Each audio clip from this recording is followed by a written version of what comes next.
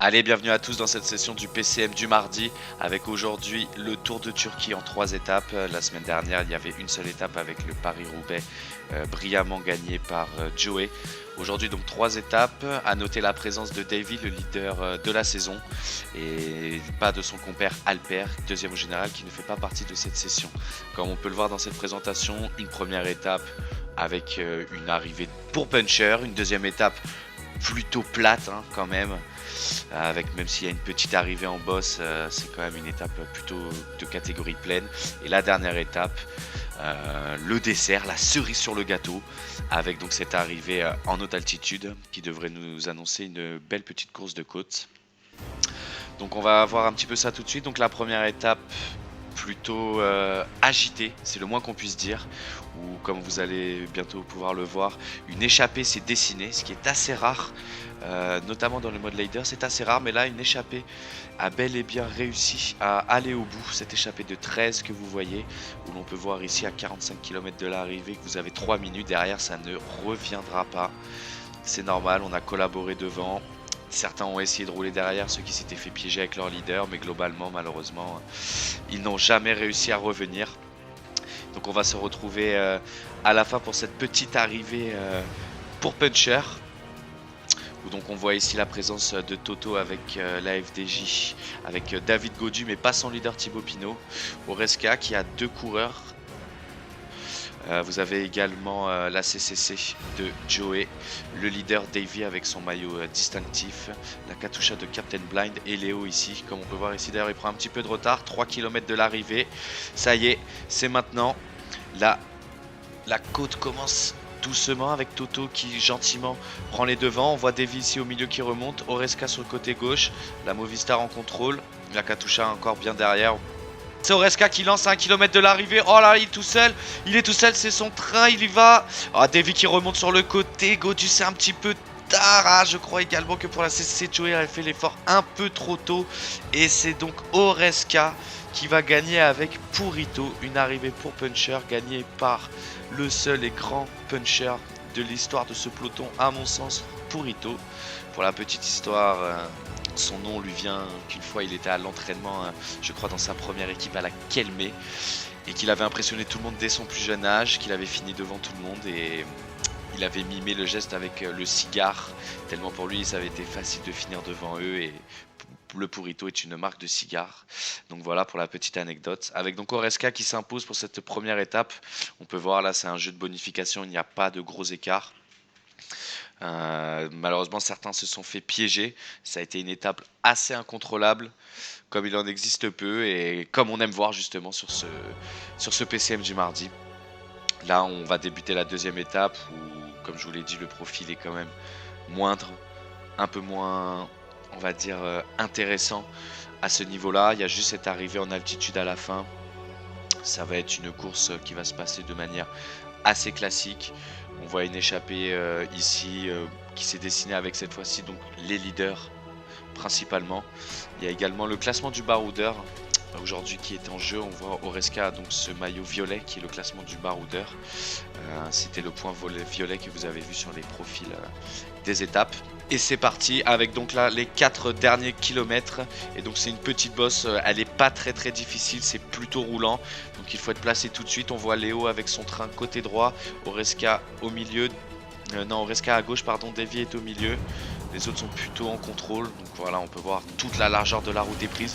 C'est Oreska qui semble démarrer un petit peu de plus loin. Oui, c'est lui qui démarre le sprint. Derrière, la Movistar réagit quelque peu. La CCC de Joey, il sera trop court pour la CCC. C'est Oreska qui est devant, il mène le rythme. Est-ce qu'il n'est pas parti d'un petit peu trop loin alors que Toto avec la FDJ ne reviendra pas non plus et que ça semble donc Joey avec la Katusha. Oh non, le sprint, oh incroyable Purito, il a refait l'effort, il l'a refait. Le doublé pour Purito. Aïe, superbe, bravo à toi Oreska, très bien joué, incroyable ce sprint. Il a bien gardé sa barre rouge. Parce que vraiment, c'était pas fait. Qui l'eût cru? Alors qu'on voit donc au classement général qu'Oreska continue à être leader, bien évidemment, avec Purito, et que derrière, les écarts ne sont pas énorme. C'est assez stable. Tout va se jouer lors de la dernière et grande étape avec donc cette arrivée en altitude qui fait 16 km, quasiment 17, avec surtout des pourcentages difficiles dans les 12-13 premiers kilomètres, et dans les derniers kilomètres vous avez quand même plutôt un profil assez roulant. Donc c'est vrai que vu le profil, ça semble être une course de côte qui s'annonce, hein, pas de difficulté majeure avant qui pourrait faire la sélection. Donc très logiquement, on risque de retrouver un schéma assez classique. Et donc on va voir qui c'est qui gère le mieux son effort en montagne. Voilà, ici on voit donc il y a une échappée de 10 coureurs, mais voilà, il n'y a pas d'écart avec le peloton, hein. C'est contrôlé, c'est géré. Tout le monde a collaboré pour ça, tout le monde voulait cette grande explication tous ensemble. Et donc c'est ce qui va se passer avec ici, on se retrouve donc au pied du sommet où vous avez donc l'information, voilà, 16 km 9 avec donc des pourcentages plutôt difficiles sur le départ et très très roulants à la fin. Donc les premières en place, donc on voit où un gros train de la Katusha avec le Captain Blind, il me semble, de la Katusha, Nobidios également qui mène là le groupe, et certains qui pour l'instant montent au rythme, hein. Souvent les grandes montées comme ça, c'est des montées qui vont se faire plutôt au train. Alors après il y a deux écoles, mais généralement c'est plutôt ça. D'ailleurs on voit que là Léo, lui, dès le début, il décide immédiatement d'essayer de dynamiter, que tout le monde soit placé, que tout le monde doit faire l'effort, pas de rame d'observation. Captain Blind, lui, est sur le côté. Voilà, tout le monde a son train, on peut le voir ici, hein. Maintenant c'est le nouveau cyclisme, c'est voilà des trains de coureurs. Attention avec Oreska et son maillot de leader là, avec Purito un peu décramponné, alors que là c'est Léo là qui part, il y a un coureur qui a fait l'effort, il est mort, il en met deux devant, et c'est la Movistar de Nobidios qui prend le rythme derrière avec un train de 5 coureurs. Attention, les trains de 4-5 coureurs ne sont pas du tout autorisés au PCM du mardi, c'est 3 coureurs pas plus.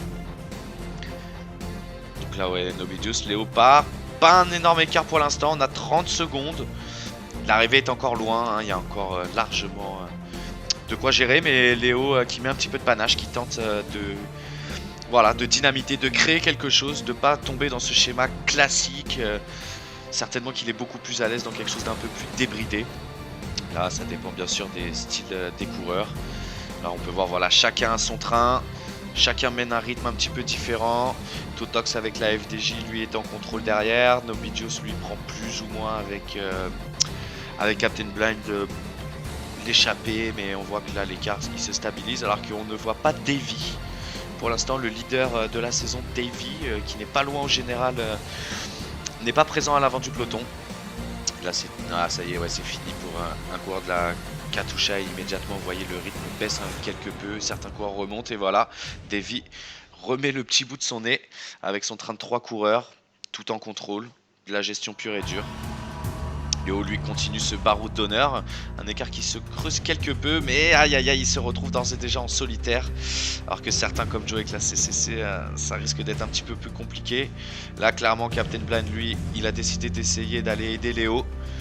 Nobidios est toujours derrière avec la Movistar en contrôle, un petit peu comme la semaine dernière à Paris-Roubaix, dans les roues, alors que, oui, Léo qui ne peut pas continuer à faire l'effort tout seul, la Katusha non plus. Du coup, qu'est-ce qui se passe? Personne ne veut vraiment augmenter le rythme, alors que Totox qui doit se séparer de ces deux coureurs. Ça y est, il n'y a plus que les hommes forts, il n'y a plus que les leaders, alors, même s'il reste encore quand même un coéquipier à Captain Blind et à Nobidios. Alors que Léo, ouais, c'est dommage, Léo, l'effort a été fait peut-être un petit peu tôt, mais c'est bien tenté. C'est bien tenté malgré tout, alors que là on a une échappée de 5 coureurs, 20 secondes d'écart, 5 coureurs, qui va collaborer, alors que celui de la Katusha lâche, et que là, ça se regarde, et ça va profiter à ceux de derrière. Totox qui ne veut pas prendre en charge avec Thibaut Pinot. Du coup Léo, voilà, que j'avais mal jugé, qui revient gentiment. On ne voit toujours pas Davy, et bah voilà, il suffit d'en parler, et le voici.